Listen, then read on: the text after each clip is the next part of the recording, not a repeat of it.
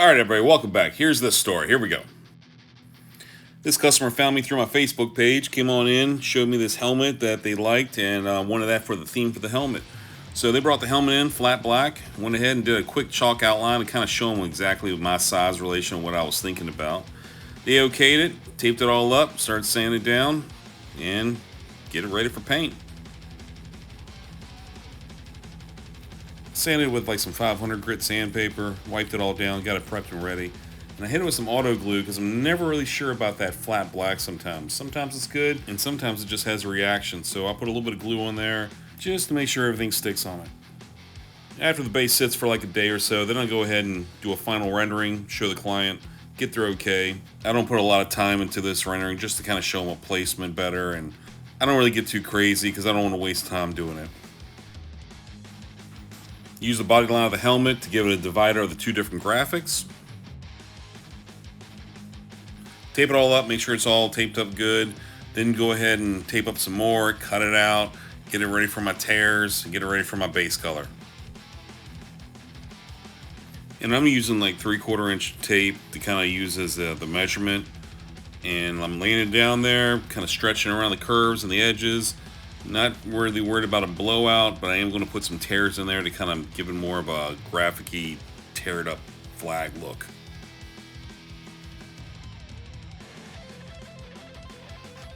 House color Euro Red right out the bottle, spray it on there, dust it on real good, make sure I have some pretty good coverage of it. After that, unpeel it. Alright, looks pretty good, sounds pretty bright.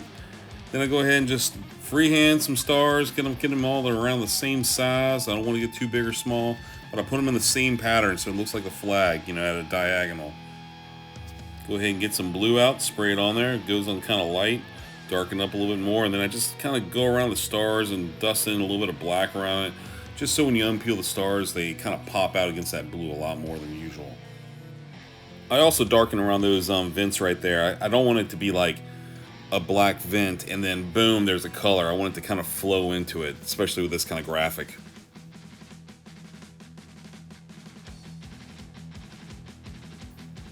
Then I get ready to go ahead and distress it. So I'll go ahead and dust a little bit of black, some reduced black all over that whole thing. Kind of make sure it's all kind of aged a little bit. And then I go ahead and take some 500 grit sandpaper and I just start scratching the heck out of it. I just rough it up. This is where you just kind of have fun and just kind of play with it back and forth.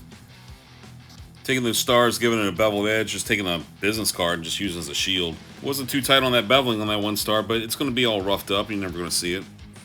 And I'm really hitting it hard with the 500 grit, just really scratching up all that black that I've dusted on top. I'm even going down to the base color. I just want it to look really rough and really distressed. More the merrier. Back and forth with the black and the distressing and really making sure that I kind of dust in a lot of black around those vents, the top ones and the back one.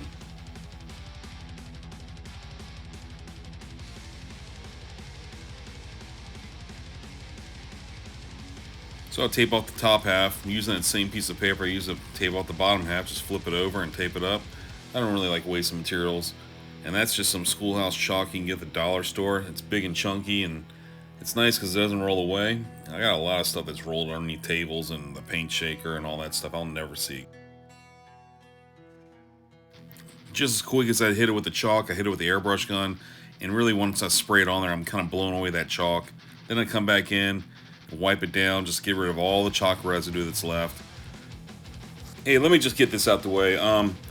You see a lot of these videos on YouTube and some TikTok videos about people like airbrushing. If you're looking for airbrushing, and like they're amazing, and they all start somewhere. So basically, what I'm saying is, don't get discouraged.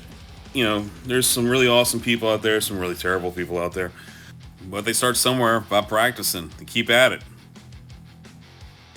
I mean, I'm not good at pinstriping, but every job that I do that I needed, I practice a little bit more on it and try to get a little bit better. So I fool people. I suck really bad at it, but they don't know that. Alright, back to acting professional. Here we go. After I untape it, kind of look it over real quick, make sure everything looks pretty decent, nothing really bugs me or anything. Alright, on to the next thing. Putting the graphic down. This is just to kind of break up the top and the bottom. Take kind of like a blade look to it. Those little rips in the tape right there I put on top, that's going to be like nicks in the blade.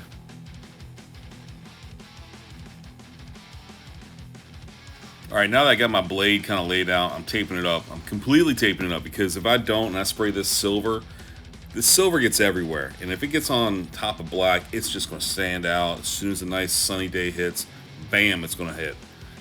And sometimes you don't even notice it till after your first coat of clear and it's already too late.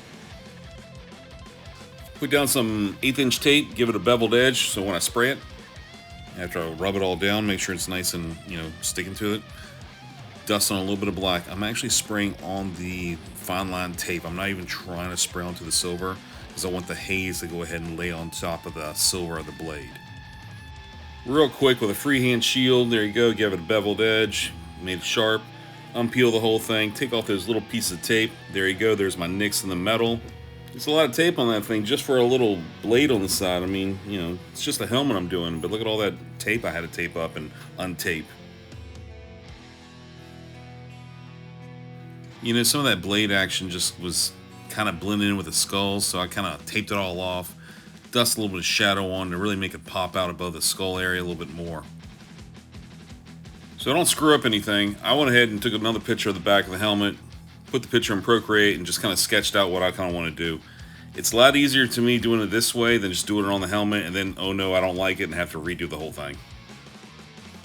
So I get the size I want, and I go ahead and put it on a light table, put a piece of tracing vinyl on it, sketch it on out, take a razor blade, cut it out, put some transfer tape, that's what that is right there, cut it out, peel it off, try to get my fingers underneath there, can't get it there, nope, too big. Alright, third time's charm, boom, got it done, straight, over with. Now the hardest part right here is trying to take a curved lettering and put it onto a round helmet and try to make it look straight. So just do the best you can, step back, look at it, and just go from there. Like I said before, cover the whole thing up, spray the silver, everything looks pretty decent, and then I hand letter it. Like I said before, I'm not the greatest at lettering, but every time I do a job, it's practice for the next one. It looks good to me. Get some of that same blue I had from earlier for doing the blue of the helmet, put it on a brush, do a little dry brush, and just kind of feather it in there. I'm trying to get rid of that taped off edge. I want it to look like it's just tattered flag. Then I'll dust it out with a little bit of black to blend it in.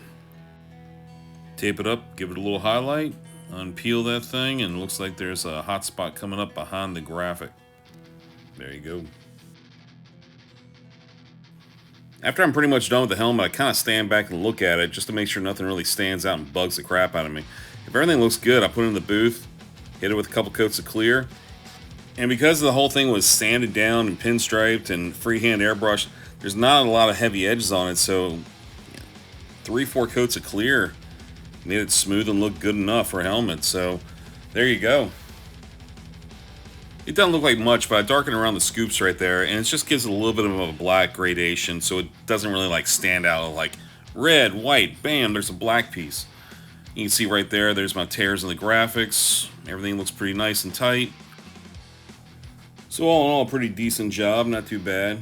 Alright, well, there you go. There's another one done. If you like what you see, comment, like, follow me, whatever. I try to put something out every couple weeks or so. Alright, everybody. Later.